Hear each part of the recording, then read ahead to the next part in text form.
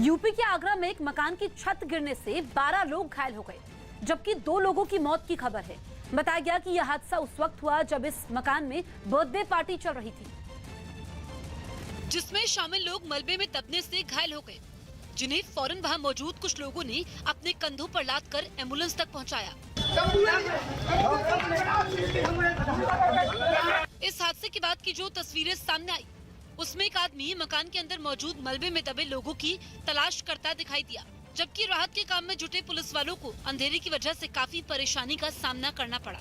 साथ ही वहां जुटी लोगों की भीड़ को भी कुछ पुलिस वाले हटाते नजर आए, ताकि राहत के काम में अड़चन न आए। अरे आगे हटो, सीढ़ी हटाओ, सीढ़ी हटाओ।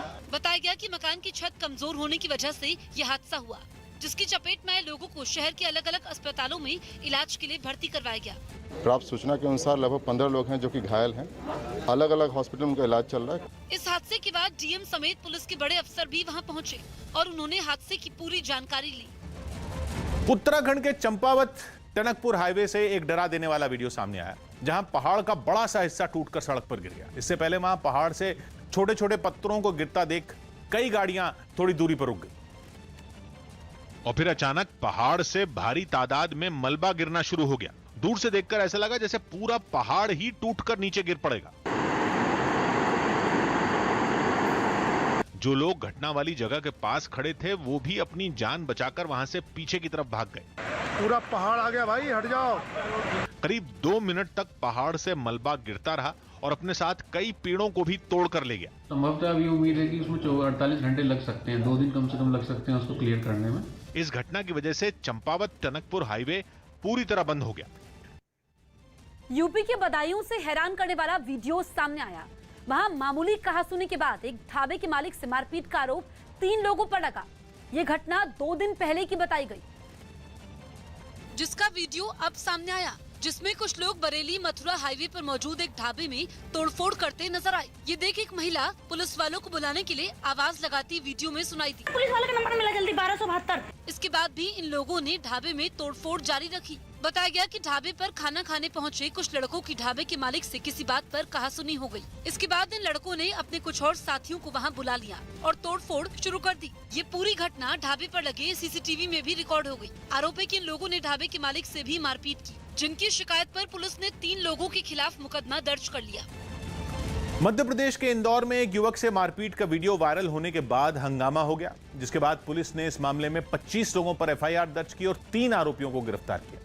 जांच में पता चला कि जिस शख्स के साथ मारपीट हुई वो चूड़ियां बेचता था और कुछ लोगों ने उसे बेरहमी से पीटा, जिसका वीडियो वायरल हो गया। वीडियो में दिखा कि उस शख्स ने जब भागने की कोशिश की तो उसे पीटने वालों ने उसे खींचा और जमीन पर गिरा दिया। वो मिन्नतें करता रहा, लेकिन उन्होंने उसकी एक नहीं सुनी और उसे जानवरों की तरह पीटते रहे। सरे राह पिट रहे इस शख्स का नाम तस्लीम है, जिस पर आरोप लगा कि वो चूड़ी बेचने के बहाने महिलाओं से छेड़छाड़ करता था, जिसके बाद कुछ लोगों ने उसे पुलिस को सौंपने के बजाय खुद ही इंसाफ करने का फैसला कर लिया और उस पर थप्पड़ बरसाने लगे।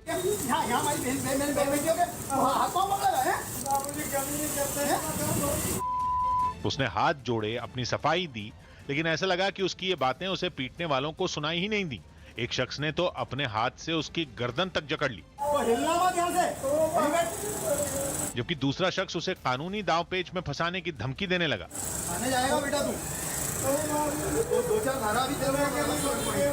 यही नहीं, अपनी इस हरकत पर वो जमकर इतराया और ये जताने की कोशिश करने लगा कि छेड़खानी का आरोप लगने के बाद वही चूड़ी बेचने वाले शख्स के भविष्य का फैसला करेगा। अपनी गली में घूम रहा, अपनी जिम्मेदारी है यार, कोई गलत व्यक्ति घूम रहा है। मारपीट का ये वीडियो वायरल होते ही बवाल मच गया और बहुत सारे लोग थाने पहुंचकर बवाल करने लगे, जिसके बाद पुलिस ने मारपीट के आरोपियों के खिलाफ 14 धाराओं में एफआईआर दर्ज की। इससे पहले रात में ही इस मामले पर हो हल्ला शुरू हो गया और इंदौर के सेंट्रल कोतवाली थाने के बाहर शोरगुल शुरू हो गया। गुस्से में लोग नारे लगाते दिखे और लगा कि वो थाने का गेट तोड़कर अंदर घुस जाएंगे। हंगामे के बीच चूड़ियां बेचने वाला तस्लीम नाम का शख्स भी सामने आया और उसने आपबीती सुनाई। बस जैसे नाम बताया वैसे सर और ज्यादा मारने लगे, फिर 400 लोग को और बुला लिया और सर मारने लगे। मामला संवेदनशील था, लिहाजा पुलिस ने भी दोनों पक्षों पर ध्यान दिया और कार्रवाई का भरोसा दिया। पुलिस ने एफआईआर दर्ज करी और उसमें जो कार्रवाई है, जो सही कार्रवाई है, जो न्यायपूर्ण कार्रवाई है, वो की जा रही है। पुलिस ने आरोपियों की गिरफ्तारी का तो भरोसा दिया ही, साथ ही लोगों से शांति बनाए रखने की भी अपील की और उन्हें सलाह दी कि वो किसी भी तरह की अफवाह पर ध्यान न दें। इस बीच मारपीट की इस घटना पर सियासत भी शुरू हो गई। कांग्रेस ने चूड़ी वाले की पिटाई के मामले को हाथों हाथ लिया और ट्वीट करते हुए शिवराज सरकार पर निशाना साधा। कांग्रेस नेता के मिश्रा ने तो अपने ट्वीट में मॉब लिंचिंग का आरोप लगाते हुए ये तक पूछ लिया कि ये आतंकवाद है या राष्ट्रवाद। लेकिन राज्य के गृह मंत्री ने दो टूक कहा कि दोनों पक्षों पर कार्रवाई की गई है। साथ ही उन्होंने मामले की जांच का हवाला देते हुए ये साफ कर दिया कि जिस शख्स की पिटाई हुई वो गलत नाम और पहचान के जरिए चूड़ियां बेच रहा था। हिंदू नाम रखा हुआ था, जबकि वो कुछ था दूसरे समुदाय से। आधार कार्ड भी इसी तरह के 2 मिले हैं और उसके बाद में दोनों पक्षों पर कार्रवाई की। इस मामले में राष्ट्रीय अल्पसंख्यक आयोग ने इंदौर के डीएम को नोटिस जारी किया और 7 दिनों में इस घटना पर जवाब मांगा। चीन में लगातार हो रही मूसलाधार बारिश से वहां के कुछ प्रांतों में आई बाढ़ ने फिर तबाही मचा दी है। बाढ़ से बेहाल लोगों की मदद के लिए राहत और बचाव का काम भी जोर शोर से चल रहा है, लेकिन बारिश है कि रुकने का नाम नहीं ले रही, जिसकी वजह से उफान पर आई नदियां सब कुछ तबाह करने पर आमादा दिखाई थी। वहां से शेंदोक प्रांत से सामने आई तस्वीर में नदी का पानी पूरी रफ्तार के साथ रिहायशी इलाकों में दाखिल होता दिखाई दिया। जिन सड़कों पर कभी गाड़ियां रफ्तार से दौड़ा करती थी, उन पर बाढ़ के पानी का कब्जा दिखा। ड्रोन कैमरे से ली गई तस्वीर में वहाँ हर ओर सिर्फ पानी ही पानी नजर आया, जिसने दुकानों और मकानों में घुसकर लोगों की जिंदगी पटरी से उतार दी। रिहायशी इमारतों में घुसे पानी को निकालने के लिए बड़े बड़े पंपों की मदद ली गई। कमोबेश कुछ ऐसी ही तस्वीर सांची प्रांत से भी सामने आई। वहां नदियों के पानी ने रिहायशी इलाकों की सूरत ही बिगाड़ कर रख दी। बाढ़ से जूझ रहे लोगों को सुरक्षित जगहों पर पहुंचाने के लिए राहत टीमें मोर्चा संभाले नजर आई। कुछ जगहों पर बारिश के बीच पेड़ों के टूटकर गिरने और पहाड़ों के खिसकने से भी लोगों की परेशानी बढ़ गई।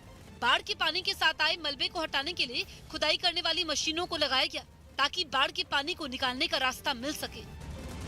काबुल की जेल से छोड़े गए जैश-ए-मोहम्मद के आतंकियों का पाकिस्तान के कब्जे वाले कश्मीर के रावलाकोट पहुंचने पर जोरदार स्वागत किया गया। बताया गया कि पाकिस्तान की खुफिया एजेंसी आईएसआई ने इन आतंकियों को काबुल से इस्लामाबाद और फिर रावलाकोट तक पहुंचाने की व्यवस्था की, जिसके बाद रावलाकोट में हवा में फायरिंग करके उन आतंकियों के कमांडरों ने उनका स्वागत किया।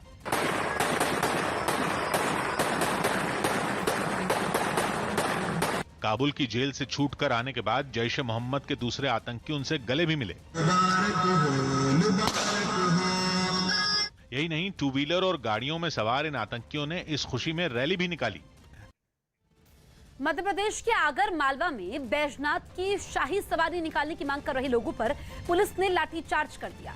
प्रशासन की तरफ से कोरोना को देखते हुए ये सवारी निकालने की इजाजत नहीं दी गई, जिसके विरोध में वो धरने पर बैठ गए और अपनी मांग मनवाने की कोशिश करने लगे, लेकिन पुलिस ने उन पर लाठियां बरसानी शुरू कर दी। उन्होंने उन लोगों को दौड़ा दौड़ा कर पीटा। इस हंगामे के समय पुलिस ने एक बच्चे पर भी लाठियां बरसा दी। उसकी उम्र 13 साल बताई गई। इस बीच उसके हाथ में चोट आई। यही नहीं, पुलिस ने हंगामा कर रहे लोगों को जबरन अपनी गाड़ी में भी बैठाना शुरू किया, लेकिन उन लोगों ने नारेबाजी जारी रखी। हंगामे में कई गाड़ियों के शीशे भी टूटे और सड़क पर पत्थर बिखरे नजर आए।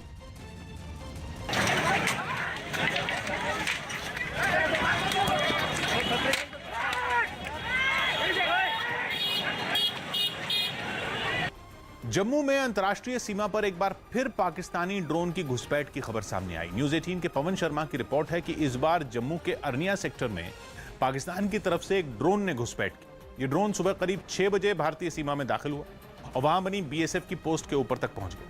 फिर तुरंत ही मुस्तैद जवानों ने इस ड्रोन पर फायरिंग की, जिसके बाद वो पाकिस्तान की सीमा में लौट गया।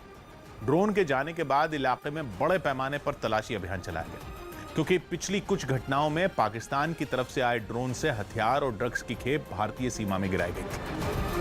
अफगानिस्तान पर सभी दलों के साथ केंद्र सरकार की बैठक होगी। केंद्र सरकार ने गुरुवार को अफगानिस्तान के मुद्दे पर सभी दलों की एक बैठक बुलाई। दिल्ली महिला आयोग ने नरेला में एक महिला के पास से 3 लड़कियों को छुड़वाया। आरोप है कि ये महिला इनसे जबरन देह व्यापार करवा रही थी। तमिलनाडु में लंबे समय बाद सिनेमा घर खोल दिए गए, लेकिन अभी वहां सिर्फ 50% दर्शक ही फिल्म देखने जा सकेंगे। दिल्ली के मोहल्ला क्लिनिक की तर्ज पर मुंबई के नगर निगम बीएमसी ने कंटेनर क्लिनिक की शुरुआत कर दी, जहां मुफ्त में मरीजों की जांच कर उन्हें दवाइयां दी जाएंगी। साथ ही कोरोना की जांच के लिए RT-PCR टेस्ट भी किया जाएगा। बीएमसी ने मरीजों के इलाज के लिए शिपिंग में इस्तेमाल होने वाले कंटेनर में क्लिनिक बनाया। ये जो बाकी बीएमसी के अस्पताल है, उन्हीं अस्पतालों की तरह यहाँ पर भी लोगों को दवाइयाँ दी जाती है। AC और CCTV से लैस इस क्लिनिक में एक वक्त पर 40 से 50 मरीजों का इलाज किया जा सकता है। जांच करते भी है और उसके रिपोर्ट्स भी आ जाते हैं टाइमिंग पे और हम लोग उनको उस हिसाब से ट्रीट भी करते हैं। पहला कंटेनर क्लिनिक शहर के शिवड़ी इलाके में खोला गया। वहाँ के पार्षद ने बताया कि ऐसी कौन सी वजह नहीं जो इस क्लिनिक की शुरुआत वहाँ से की गई। यहाँ पे कोई भी वैद्यकीय सुविधा नहीं थी, तो उनको एक तो 3.5 किलोमीटर फाटक क्रॉस करके जाना पड़ता था। दिल्ली में भलसवा डंपिंग साइट का एक बड़ा हिस्सा टूटकर उसके आसपास मौजूद झुग्गियों पर जा गिरा। इस घटना में कई झुग्गियों के अंदर घुसने का रास्ता तक बंद हो गया। जो लोग अंदर फंस गए उन्हें किसी तरह बाहर निकाला गया, लेकिन उन लोगों में दहशत फैल गई।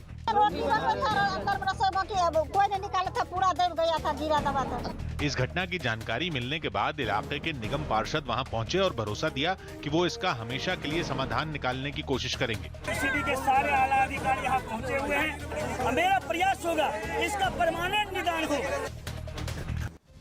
महाराष्ट्र के थाने से हैरान करने वाली कुछ तस्वीरें सामने आई। वहां एक वैक्सीनेशन सेंटर के बाहर लोगों ने जमकर हंगामा किया। बताया गया कि उस सेंटर के बाहर पहले बोर्ड लगाया गया कि वहां जो लोग ऑनलाइन स्लॉट लिए बिना ही वहां आएंगे उन्हें वैक्सीन लगाई जाएगी। लेकिन जब लोग वहां पहुंचे तो ऐसा नहीं हुआ, जिस पर उन लोगों का गुस्सा 7वें आसमान पर पहुंच गया और वो हंगामा करने लगे। वैक्सीनेशन सेंटर के बाहर भीड़ जुटने से सड़क जैम हो गई। गाड़ियों को वहां से आने जाने में दिक्कत हुई, लेकिन गुस्साए लोगों ने साफ किया कि वो बिना वैक्सीन लगवाए वहां से नहीं जाएंगे। ऑफलाइन लिखा हुआ है वहाँ पर 500 आदमी का ऑफलाइन लिखा हुआ है। काम धंधा नहीं है क्या? अमेरिका के टेनेसी राज्य में बादल इतने बेहिसाब बरसे कि वो 2 दिन पहले वहां अचानक बाढ़ आ गई और फिर मौत ने ऐसा तांडव किया कि 22 से ज्यादा लोगों की मौत हो गई और लगभग 25 लोगों का अभी तक कुछ अता पता नहीं। वहां के एक इलाके में 24 घंटे में 17 इंच से भी ज्यादा बारिश हुई, जो कहा जा रहा है कि राज्य में एक दिन में हुई बारिश का एक रिकॉर्ड है। और उस रिकॉर्ड तोड़ बारिश का पानी ऐसा सैलाब ले आया कि लोग त्राहिमाम करने लगे। बाढ़ के गंदे मटमैले पानी ने इलाके पर ऐसा कब्जा किया कि क्या छोटा क्या बड़ा हर चीज हर सामान उसके आगे नतमस्तक नजर आया। लोहे के बड़े बड़े ढांचे तक उखड़ कर बह गए। सैलाब ने अच्छे खासे इलाके की सूरत बिगाड़ कर रख दी। वो तो तबाही मचाकर आगे बढ़ गया, लेकिन अपने साथ लाया मलबा सड़क किनारे पटक गया। इसके बाद जो तस्वीरें सामने आई उन्हें देखकर लगा ही नहीं कि टेनेसी में बाढ़ ने उधम मचाया हो। वहां मंजर ऐसा था जैसे भयानक तूफान या बवंडर ने राज्य पर धावा बोला हो, क्योंकि वहां सिर्फ सामान ही नहीं बल्कि दर्जनों गाड़ियां जगह जगह पलटी दिखी। लोगों के घर भी बुरी तरह बर्बाद हो गए। कुदरत ने ऐसा कहर ढाया कि एक कार में तो आग तक लग गई और बाढ़ के बीच वो सुलगती नजर आई। दिल्ली के पास हरियाणा के गुरुग्राम से हैरान करने वाली कुछ तस्वीरें सामने आई। वहां एक फ्लाईओवर के नीचे की दीवार गिर गई, जिससे हड़कंप मच गया। बताया गया कि वहां बिछी सीवर लाइन के टूटने से यह हादसा हुआ, जिसकी वजह से वहां की मिट्टी धंस गई और फ्लाईओवर के नीचे की दीवार अचानक गिर गई। इस हादसे के बाद से उस फ्लाईओवर से गाड़ियों का आना जाना बंद है। वो तो गनीमत रही कि दीवार के गिरते वक्त किसी को चोट नहीं लगी। बताया गया कि दिल्ली से गुरुग्राम की तरफ जाने वाले रास्ते पर यह दीवार गिरी। मुंबई के माटुंगा से हैरान करने वाली तस्वीरें सामने आई। वहां कुछ लोगों ने मिलकर एक सब्जी वाले की जमकर पिटाई कर दी। बताया गया कि जिसकी पिटाई की गई वो पहले आरोपी की सब्जी की दुकान पर ही काम करता था, लेकिन लॉकडाउन के बाद दुकान खाली पड़ी थी तो पीड़ित ने उसे किराए पर ले ली और खुद की दुकानदारी शुरू कर दी, जिससे उसका पुराना मालिक नाराज हो गया और दुकान में घुसकर उसकी धुनाई कर दी, जिसकी सीसीटीवी तस्वीरें भी सामने आई, जिनमें दिखा कि 3 लोग ग्राहक बनकर वहां पहुंचे और सब्जी खरीदने लगे। तभी एक आरोपी दुकानदार से बहस करने लगा। पहले तो उसने उसको पीछे की ओर धक्का दिया। इस बीच दूसरा आरोपी भी दुकान के अंदर घुस गया। इन दोनों ने मिलकर मुक्कों और थप्पड़ों से उसकी पिटाई शुरू कर दी। इस बीच एक आरोपी ने पीछे से चाकू जैसी चीज उठाई और उसके पिछले हिस्से से पीड़ित के सिर पर कई बार वार किए। इस दौरान दुकान के बाहर कई लोग जमा हो गए, लेकिन उस दुकानदार को बचाने के लिए कोई भी आगे नहीं आया, जबकि आरोपी ताबड़तोड़ उस पर वार करते रहे। बाद में पुलिस ने मामला दर्ज कर सीसीटीवी फुटेज के आधार पर 3 आरोपियों को गिरफ्तार कर लिया। जिस तालिबान ने अफगानिस्तान के 33 प्रांतों पर बेहद आसानी से कब्जा कर लिया, उसे अब पंजशीर में कदम रखने के लिए लोहे के चने चमाने पड़ रहे हैं। अहमद मसूद की सेना ने पंजशीर की तरफ बढ़ रहे तालिबान के 300 आतंकवादियों को मौत के घाट उतार दिया है। यही नहीं, बताया गया कि पंजशीर के विद्रोहियों ने तालिबान के कब्जे से 3 जिलों को भी मुक्त करवा लिया है। हालांकि तालिबान ने मसूद की तरफ से किए गए सभी दावों से इनकार कर दिया है। जिस तालिबान के कहर से अफगानिस्तान के ज्यादातर इलाके हलकान हैं, जिस अफगानिस्तान में सड़कों से लेकर एयरपोर्ट तक तालिबान की ज्यादतियां शुरू हो गई हैं, जिस अफगानिस्तान में जनता पर तालिबान की गोलियां और कोड़े बरसने लगे हैं, पंजशीर में अहमद मसूद और अमरुल्लाह सालेह की जोड़ी के सामने उन्हीं तालिबानी आतंकियों के पसीने छूटने लगे हैं। बताया गया कि तालिबान ने फसीहुद्दीन हाफिजुल्लाह के नेतृत्व में पंजशीर पर हमला करने के लिए सैकड़ों लड़ाकों को भेजा था। जैसे ही तालिबानी आतंकी अंदराब घाटी पहुंचे, वहां घात लगाए बैठे पंजशीर के विद्रोहियों ने उन पर हमला कर दिया। मसूद गुट का दावा है कि उसने तालिबान की सप्लाई लाइन को काट दिया है, जिससे करीब 1000 तालिबानी आतंकी फंस गए हैं। अब तक 300 से ज्यादा तालिबानी मारे गए हैं। गोरिल्ला युद्ध में माहिर अहमद मसूद के लड़ाकों ने तालिबानी आतंकियों के दांत खट्टे कर दिए। खुद को अफगानिस्तान का कार्यवाहक राष्ट्रपति घोषित कर चुके अमरुल्लाह सालेह इससे खुश नजर आए। सालेह ने ट्वीट किया, अंदराब घाटी के कठिन इलाकों में तालिबान फंस गए हैं। बड़ी मुश्किल से यहाँ के एक हिस्से से बाहर निकलने के एक दिन बाद तालिबान ने पंजशीर के प्रवेश द्वार पर आतंकियों को तैनात कर दिया। हालांकि इस बीच सलांग हाईवे को विद्रोहियों ने बंद कर दिया है। ये वो रास्ते हैं जिनसे उन्हें बचना चाहिए। फिर मिलते हैं। सालेह बता रहे हैं कि पंजशीर के विद्रोहियों ने रास्ता बंद कर दिया, जिससे तालिबानी आतंकी फंस गए हैं। तालिबानी आतंकियों ने अहमद मसूद को चेतावनी दी थी और ये कहा था कि या तो वो आत्मसमर्पण कर दे या फिर जंग के लिए तैयार रहे। लेकिन बताया जा रहा है कि अहमद मसूद ने आत्मसमर्पण करने से इनकार कर दिया तो तालिबान ने उस पर हमला बोल दिया। अहमद मसूद की सेना से जैसी उम्मीद जताई जा रही थी, उन्होंने तालिबानियों को वैसा ही जवाब दिया। इस कामयाबी से उत्साहित पंजशीर प्रांत की तरफ से अब तालिबान को कड़ी चेतावनी जारी की गई है। तालिबान को आत्मसमर्पण के लिए पंजशीर प्रांत के लोगों ने कुछ घंटे की मोहलत दी है और उनके समर्पण न करने पर तालिबान पर हमला करने की भी धमकी दे डाली है। अफगानिस्तान में तालिबानी आतंकियों को जोरदार टक्कर दे रहे विद्रोही नेता अहमद मसूद ने कहा है कि वो आतंकी संगठन के साथ बातचीत और जंग दोनों के लिए तैयार हैं। इससे पहले भी अहमद मसूद ने लोकतंत्र और जनता के हक के लिए लड़ाई से पीछे नहीं हटने का ऐलान किया था। Fight for democracy as we speak today. They're going to fight for the rights of the people. They're going to fight for the rights of the women, and they're going to fight for many other values that we cherish and we love and we achieved in the past 2-3 decades. We are the first line of defense. We are defending Europe. We are defending the region, and Afghans are fighting not just for themselves. Panjshir में अहमद मसूद ने करीब 9000 विद्रोही सैनिकों को जमा किया है। मसूद के लड़ाकों के पास हमवी जैसी गाड़ियां भी हैं। इस बीच खबरें ये भी हैं कि बीती रात तालिबान और पंजशीर विद्रोहियों के बीच किसी तरह की झड़प नहीं हुई। विद्रोहियों के कमांडर पीर मोहम्मद खाकसार और गुल हैदर खान घाटी में मौजूद हैं। इस बीच कुंदुज में तालिबान के गवर्नर और बगलान में तालिबान के डिप्टी गवर्नर ने हथियार के साथ सरेंडर कर दिया है। पंजशीर प्रांत के ट्वीट के मुताबिक दोनों ने बगलान प्रांत में सरेंडर किया।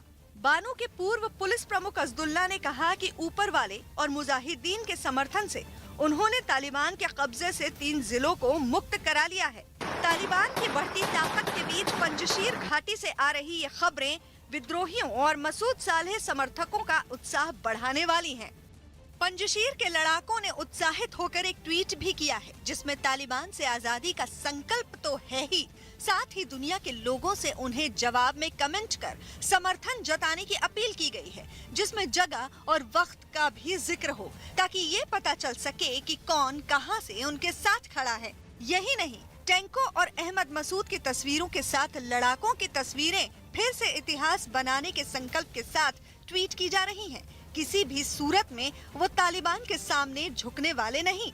मसूद की सेना के इन दावों के बीच तालिबान के प्रवक्ता ज़ैबुल्लाह ने विद्रोहियों पर कई जिलों को बर्बाद करने का आरोप लगाया और दावा किया कि तालिबान के आतंकी पंजशीर के लड़ाकों की घेराबंदी कर रहे हैं। उन्होंने इस मसले का शांतिपूर्ण समाधान की मंशा भी जाहिर की। जम्मू कश्मीर के सोपोर में सुरक्षा बल और आतंकवादियों के बीच मुठभेड़ चल रही है। 2 आतंकवादियों के घिरे होने की खबर है। एक दिन पहले सुरक्षा बल श्रीनगर में 2 आतंकवादियों को मुठभेड़ में ढेर करने में कामयाब हुए थे। हमारे सहयोगी रिफत फोन लाइन पर मौजूद हैं। रिफत, ताजा स्थिति क्या है? जिस वक्त बिल्कुल इस वक्त एनकाउंटर चल रहा है, फायरिंग चल रही है। ये कल रात को ही वार्ड सर्च ऑपरेशन शुरू किया गया था और कल ही फायरिंग का सिलसिला रात को ही 11 बजे के करीब लगा और बताया जा रहा है कि 2 से 3 मिलिटेंट वहां पे छुपे हो सकते हैं जिनके साथ ये मुठभेड़ चल रही है। जैसा कि आपने कहा कि कल श्रीनगर में एक ब्रीफ एनकाउंटर में 2 मिलिटेंट मारे गए, जिसमें दोनों कमांडर थे। एक अब्बास शेख जो है वो भी मारा गया था एनकाउंटर में। तो अभी सोपोर में एनकाउंटर हो रहा है। अभी 1 जनवरी से लेकर आज तक 100 मिलिटेंट जो है मारे गए हैं और अभी इस वक्त ये एनकाउंटर चल रहा है। ठीक है रिफत, आप नजर बनाए रखिए।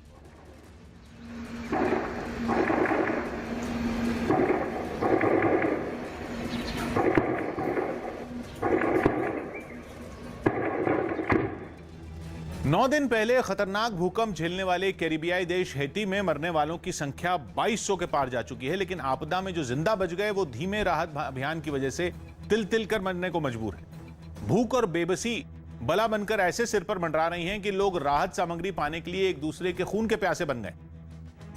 और हाल यह है कि सामने आई एक तस्वीर में लोग खाने पीने के सामान से भरे एक ट्रक पर यूं टूटे नजर आए जैसे गुड़ पर मक्खियों का झुंड। अपनी बारी आने तक कहीं कुछ बचे ही ना, इस डर से लोग लूटपाट पर उतर आए।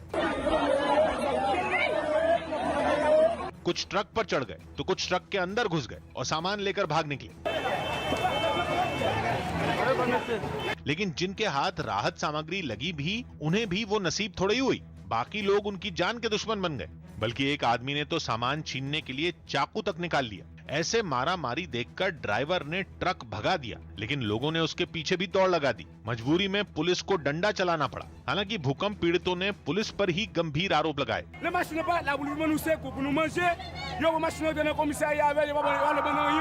हैती के सिर्फ एक इलाके का ही हाल ऐसा नहीं है, बल्कि भूकंप की मार झेलने वाले हर हिस्से की कहानी मिलती जुलती है। वहाँ लोगों के अंदर भुखमरी का खौफ इस कदर घर कर गया है कि जगह जगह राहत सामग्री पाने के लिए हुजूम उमड़ रहा है। छत्तीसगढ़ के मुख्यमंत्री भूपेश बघेल और टीएस सिंहदेव आज दिल्ली में कांग्रेस नेता राहुल गांधी से मिलेंगे। न्यूज 18 के आदित्य राय की खबर है कि छत्तीसगढ़ में नेतृत्व परिवर्तन को लेकर भूपेश बघेल और टीएस सिंहदेव के बीच कुछ समय से खींचतान चल रही है। इस लिहाज से राहुल गांधी के साथ होने वाली बैठक काफी अहम है। बैठक में छत्तीसगढ़ के प्रभारी पीएल पूनिया भी मौजूद रहेंगे। भूपेश बघेल और टीएस सिंहदेव के बीच 2.5 साल के सीएम पद को लेकर घमासान चल रहा है और इसी फॉर्मूले पर आज राहुल गांधी के साथ बातचीत हो सकती है।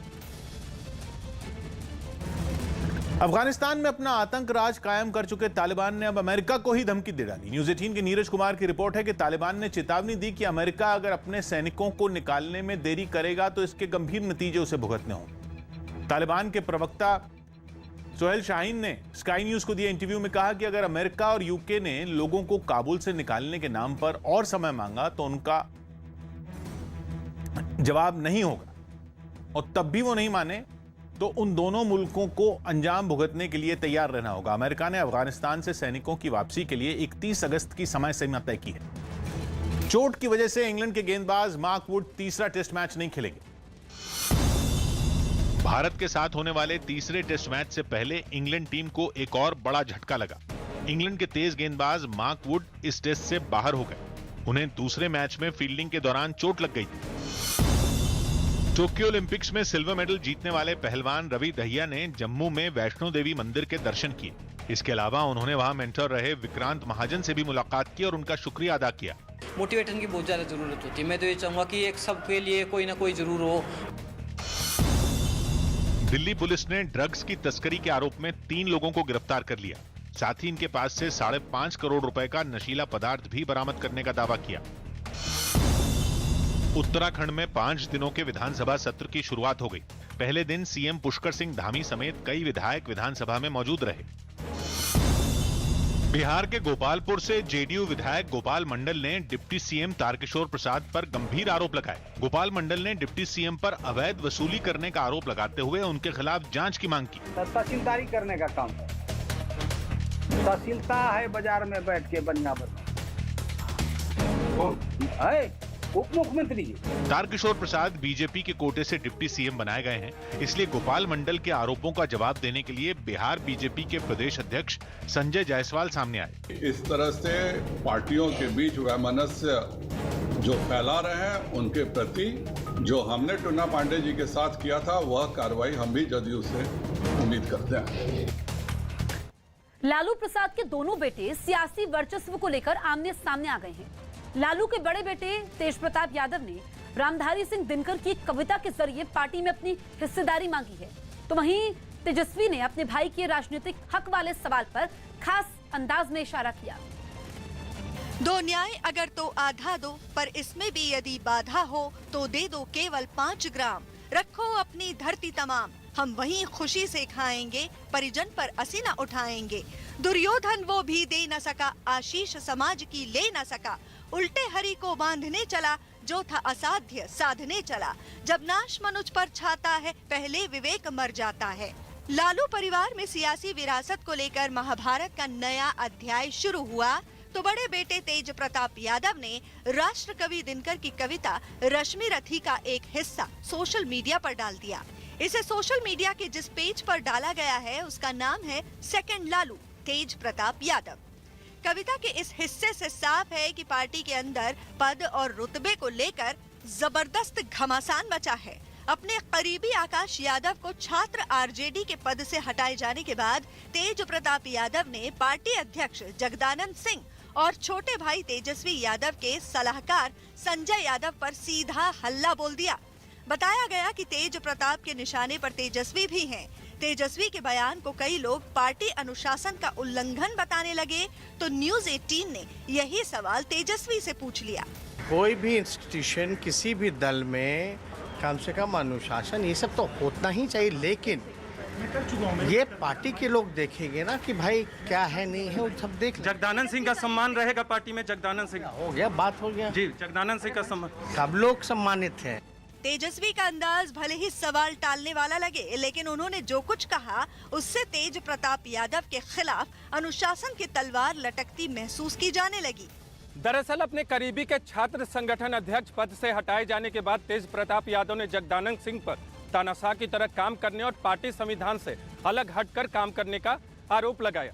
पूरे विवाद को जगदानंद सिंह ने तब हवा दे डाली जब तेज प्रताप यादव के बारे में उन्होंने कहा कि वो किसी तेज प्रताप यादव को नहीं जानते, पार्टी में सिर्फ वो लालू प्रसाद यादव को जानते हैं। तेज प्रताप के रवैये से नाराज जगदानंद सिंह ने पार्टी दफ्तर भी जाना छोड़ दिया है। हालांकि इतना सब हो जाने के बावजूद तेज प्रताप यादव के बगावती तेवर बने रहे। बताया गया कि इसकी झलक रक्षाबंधन पर भी दिखी, जब दिल्ली में दोनों भाई मीसा भारती के घर राखी बंधवाने पहुंचे। मीसा भारती ने दोनों भाइयों को राखी बांधने वाली तस्वीर ट्विटर पर डाली, लेकिन किसी तस्वीर में तेजस्वी और तेज प्रताप एक साथ नजर नहीं आए। रक्षाबंधन पर तेज प्रताप मीसा के घर पहुंचते उससे पहले ही शुक्रवार को न्यूज़ 18 से बातचीत में वो तेजस्वी के करीबी पर बेहद गंभीर साजिश रचने का आरोप लगा चुके थे। जिस तरीके से हमारे साथ जो षड्यंत्र लोग रचने का काम कर रहे हैं, हम यहाँ तक कि हमारा हत्या भी कराने का काम कर रहे हैं, और उसमें जो हमारा सुरक्षा में जो 3 जो बॉडीगार्ड हैं, जिनका नाम है बलबीर, नाम है सुदर्शन और निरंजन, ये तीनों का मोबाइल स्विच ऑफ करवा दिया गया है। ये हमारे सुरक्षा में रहते हैं, हमेशा शुरू से ही तैनात रहते हैं, तो इस तरीके का काम करवा रहे हैं ये संजय यादव मिलकर। देख लीजिए, ये हमारी हत्या कराना चाहते हैं ये संजय यादव, इसीलिए पूरे तरीके से ये आप देख लीजिए कि हमारी सुरक्षा को आज हटाया गया। हमारे सुरक्षा सुबह तक थे, लेकिन अभी शाम में जब हमको निकलना है तो निरंजन ने मोबाइल स्विच ऑफ कर लिया है, और बलबीर ने मोबाइल स्विच ऑफ कर लिया, और ये सुदर्शन ने मोबाइल स्विच ऑफ कर लिया। आखिर ये हत्या करवाना चाहते हैं, हमारी सुरक्षा को क्यों हटाएगा, क्यों मोबाइल स्विच ऑफ करवाएगा? ये हम आईजी सुरक्षा से और बिहार सरकार से मांग करते हैं कि इन तीनों को सस्पेंड किया जाए। आरजेडी में घमासान तेज हुआ तो बीजेपी नेता सुशील कुमार मोदी को लालू परिवार पर तंज कसने का मौका मिल गया। हालांकि सुशील मोदी ने जो कुछ ट्वीट किया उसमें तेज प्रताप को लेकर उनका रुख न केवल नरम दिखा, बल्कि वो तेज प्रताप की शैली की तुलना लालू प्रसाद से करते भी दिखे। ये वही बात है जो खुद तेज प्रताप बोलते हैं, यानी सेकंड लालू। आज की ताजा खबर जारी है। मैं हूं किशोर अजवाणी।